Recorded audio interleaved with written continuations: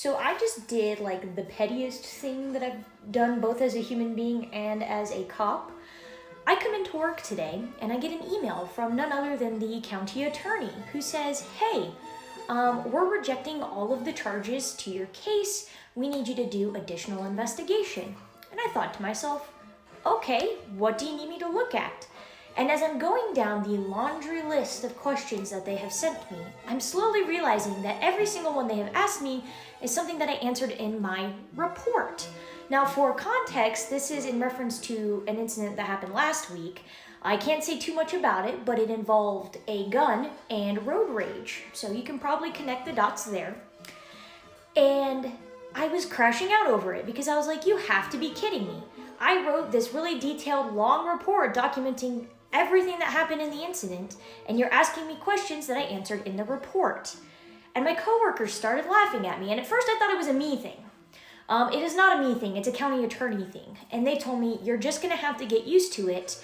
I don't think they ever read anything, they just reject stuff. And that pissed me off more than I already was, because I thought, I'm having to do a good job. I'm having to hold myself to a high standard because it's important so that I do my work the way I'm supposed to do it. And this guy, sitting in the county attorney's office, is allowed to just twiddle his thumbs and not even look at the report that I sent him for felony charges.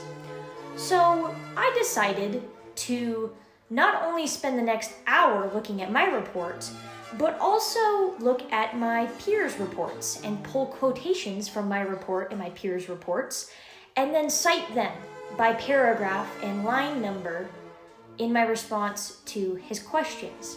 So if he asked me a question and it was mentioned or referenced or discussed in the report, I provided the quotations with the paragraph and then the line number. Because I'll be damned if you make me do more work for something that I have already done. Now, maybe I'm helping him by providing citations so that he doesn't have to look at it himself.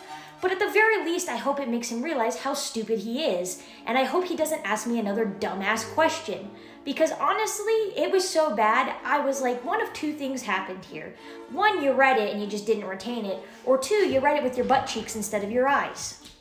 And if the county attorney happens to see this, for the love of God, read shit before you send me like 32 questions that you want me to answer that I have already answered. Because I can promise you I will not be in a good mood.